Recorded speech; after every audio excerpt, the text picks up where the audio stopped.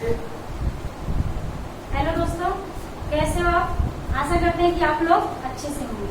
तो आज का स्वरों में ही आज का क्रम चल रहा है कि स्वरों का उच्चारण स्थान क्या है।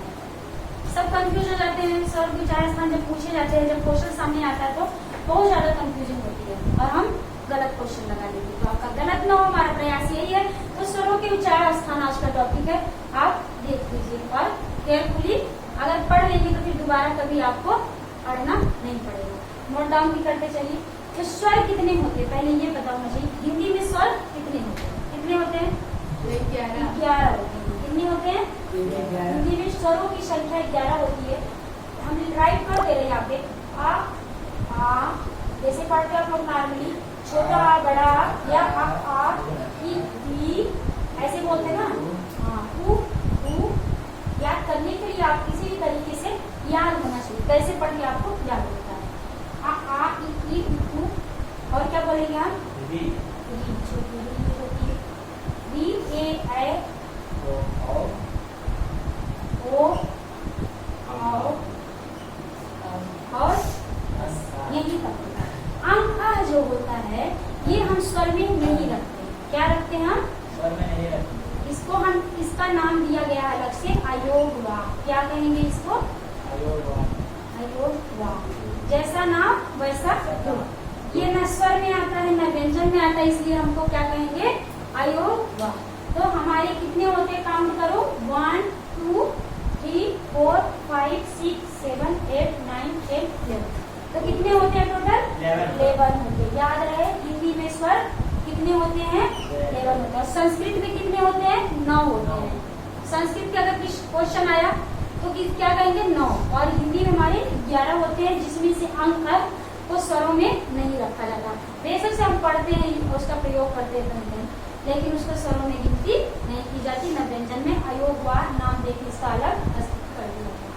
अब इनका ये है कि आपका उच्चारण स्थान कौन कौन सा है ये देखना। ठीक है, आज का टॉपिक क्या है कि हम कहाँ से बोलते हैं इसे।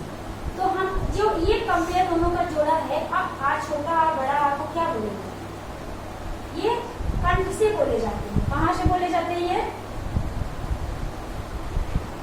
कंठ। इसका उच्चारण क्या है? कंठ।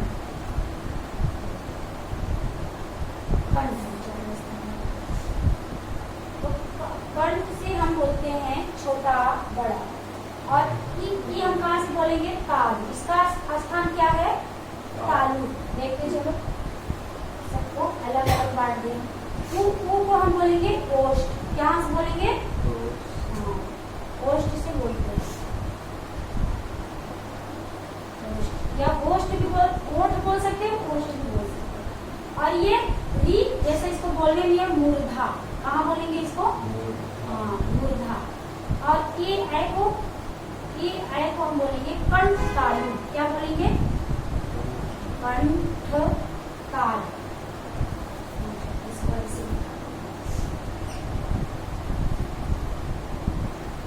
कंठ ताल।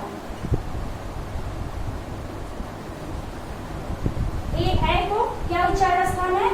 कंठ ताल। आप प्रैक्टिस करके देख लो। ए ऐ कंठ से और तालु से दोनों से टच हो रहा है बोलने में स्वर।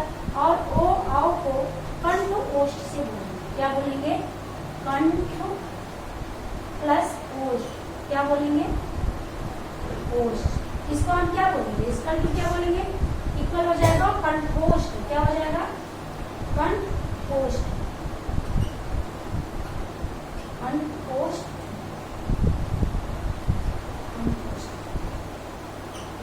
क्लियर हो गया? एक बार और देख लो फिर से। आप छोटा बड़ा का स्थान कहाँ पे है? कंठ।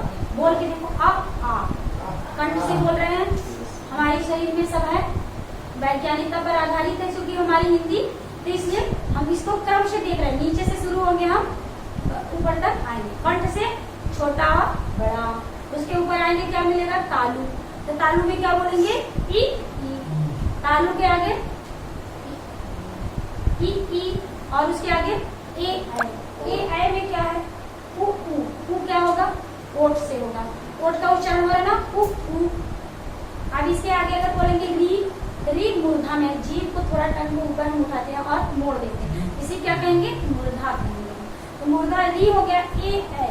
ए ऐ जो है वो कंठ को भी ले रहा है और तालु को भी ले रहा है। ए का हम कंठ पे जोड़ दे रहे हैं, थोड़ा हम तालु पे भी टच कर रहे हैं, तो क्या क्या कहेंगे हम, ए ऐ कंठ कंठ। अब कंफ्यूज ना हो, अपने ऊपर ही अप्लाई करो, प्रयोग करो, कहीं भी क्वेश्चन आ गया बोल के देख लो, हम तो ऐसे ही करते थे।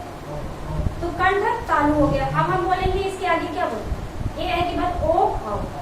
चूंकि आ का स्थान कहाँ पे है, कंठ में है, अब उसमें एक मात्रा जुड़ी है ओ औ, तो ओठ से जुड़ी है, क्योंकि आ प्लस उ बराबर ओ।